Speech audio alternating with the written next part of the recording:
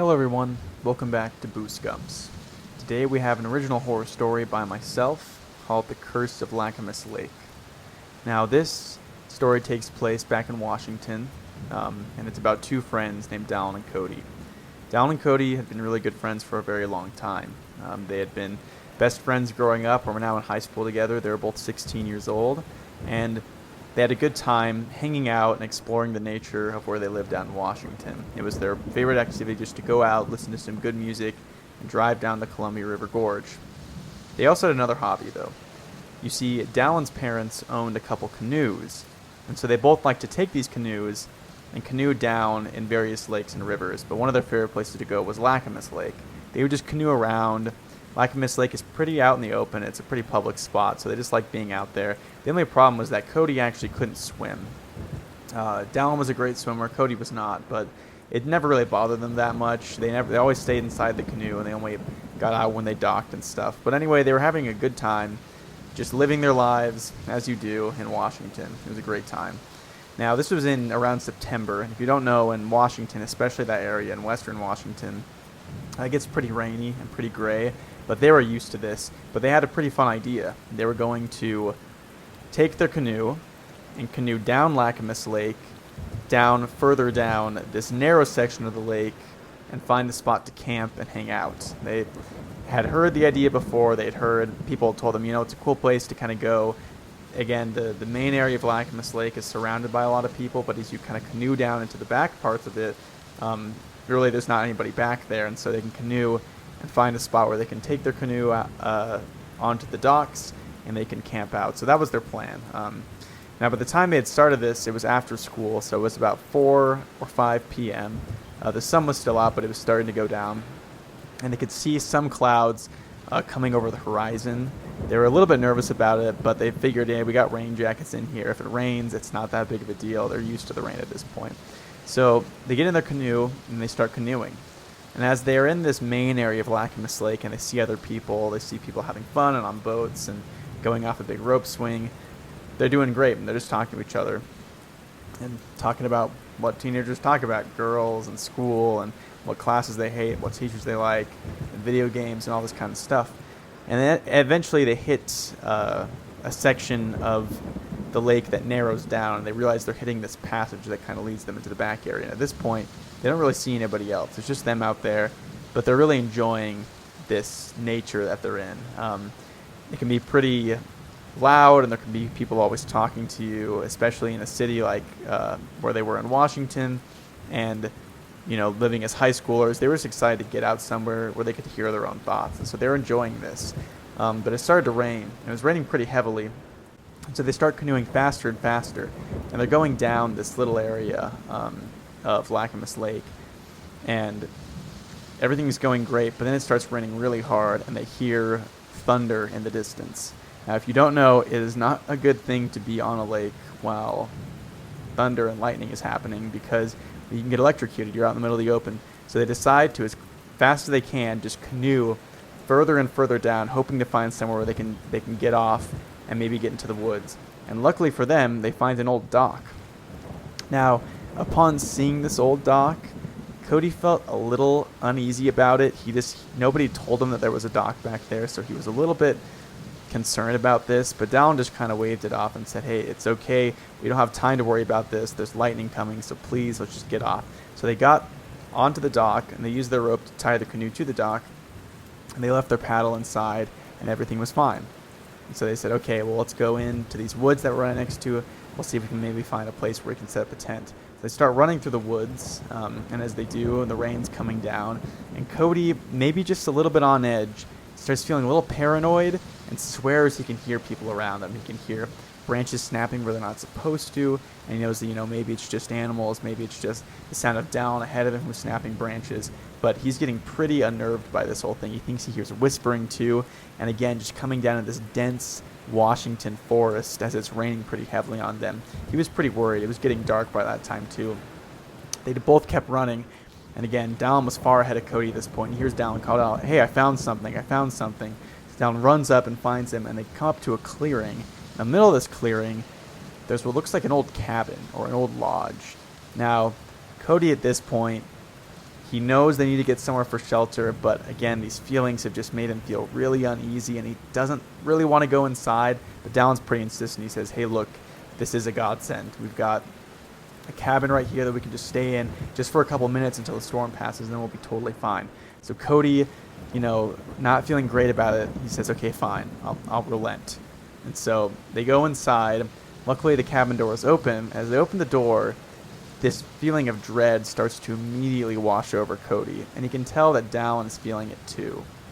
So they open up the door, and they see a big room, just a big open room, but it's not empty. There's something in the middle of the room, and at first, Dallon's heart drops into his stomach because he thinks it's somebody inside there. So he starts to walk back, but Cody sees, I don't think that's a person, but Cody again is not feeling great about it. Now all around in this big lodge area, this big open room, on the ground they can see what looks like vines connecting from this thing in the middle all the way out to the outsides. It looks like it's running underneath the cabin all the way out into the forest. So, they're both kind of unnerved about this, but they decide, you know what, let's break out our flashlights, let's see what it is. So Dallon, pretty scared at this point, shines his flashlight on what's this entity in the middle of the room, and it's not a person. It looks like some sort of statue. It's made of sticks and of leaves, and it just looks like a statue of a man, but it has these big, vine-like tentacles running either to it or from it all the way out from the cabin into the forest. So they feel pretty unnerved about this, and they're pretty concerned about this. They say, okay, maybe let's just leave, but their curiosity getting the better of them, they decide to check out a nearby room. Now in the next room, they find a big table, a table with 13 chairs around it, and they feel unnerved about it, but the reason they feel the most unnerved about it is because it doesn't look like the table is old. It looks like it's been used recently. They don't see much dust hanging around, and they see handprints on the table. So this is pretty eerie to them, and they decide, you know what, I don't know what is going on here, but this is really creeping me out. We might as well leave. And as they leave, they see one last closet, and they decide, okay, why not check it, right? Maybe not the smartest idea, but Cody says, I want to check this just to see if there's anything in there. Maybe like a weapon we could defend ourselves with if people came after us. So they open up the closet, and all they see inside is a bunch of blue robes and hoods. And at this point, they're pretty nervous. They're not dumb. And even though it seems pretty unlikely and unconventional, Cody puts together that maybe inside this old lodge, there's some sort of cult or group that is worshiping whatever statue they've built in the middle. So this is pretty unnerving. At this point, the thunder has died down, but the rain is still going hard, but they're not about to take their chances staying inside this lodge. So they both leave, and they start running back to their canoe. And as they're running back to the canoe, it's not just Cody who's hearing it, it's Dallon too, and they're hearing sounds of branches snapping around them. They're hearing sounds of people laughing, and they're starting to get pretty terrified at this point. And also, the sun has gone completely down, so it's almost pitch black, and all they have is the light of their flashlight. But they manage to make their way back to the dock and back to the canoe, and they both decide to get in the canoe and start as fast as they can paddling their way back from where they came from. At this point, it's almost completely dark, and the lightning has started back up again, but it's far away that they're not concerned about getting shocked. In fact, they're not really concerned about it anymore because they think there's people hot on their tail. They're pretty terrified about this. So as they hear this laughing, they see a bright flash of lightning come down, and as it does, Cody looks around him, and so does Dallon, and they see things rising out of the water.